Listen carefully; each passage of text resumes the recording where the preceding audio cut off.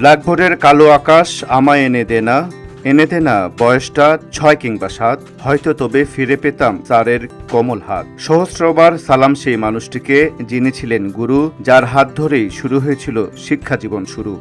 বসুন্ধরা, উত্তরা, বনশ্রী, কুড়িল ও বাড্ডা সহ রাজধানীর বিভিন্ন স্থানে অভিজাত ও অত্যাধুনিক মানের ফ্ল্যাট কেনার এক নির্ভরযোগ্য প্রতিষ্ঠান প্লেজেন্ট প্রপার্টিজ লিমিটেড।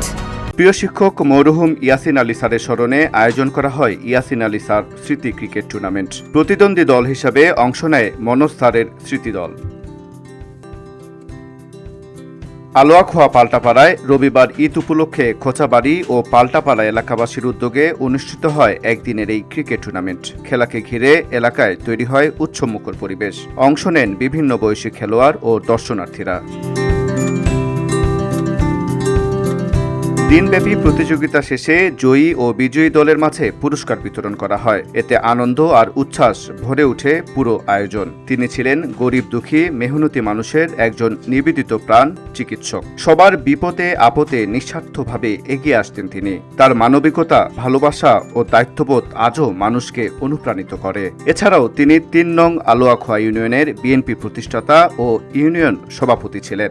অনুষ্ঠানে উপস্থিত আয়োজক ও এলাকাবাসী স্যারের স্মৃতিচারণ করেন। এতে উঠে আসে স্যারের সম্বন্ধে নানান কথা।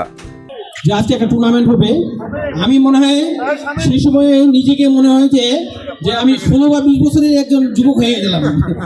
আসলে খেলা তো আগে থেকে খেলতাম, এখনো আছি। আমার সাথে হয়তো বা ঈশ্বর হয়তো যতদিন বয়স রাখবে বা বেঁচে রাখবে থাকবো, আমি আমার ছোট ভাইদের, আমার স্টুডেন্টদের আমি তাদের সহযোগিতা করে যাব, তারা যেন আমাদের মতো এগিয়ে যেতে পারে, আমাদের চেয়ে ভালো কিছু করতে পারে।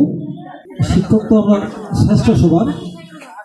এই মাঠে প্রথম খেলা শুরু হয় 1986 সালের সম্ভবত ফেব্রুয়ারি মাসের দিন। প্রথম খেলি আমরা, এবং আম্পায়ার ছিলেন আমাদের তৈরি স্যার।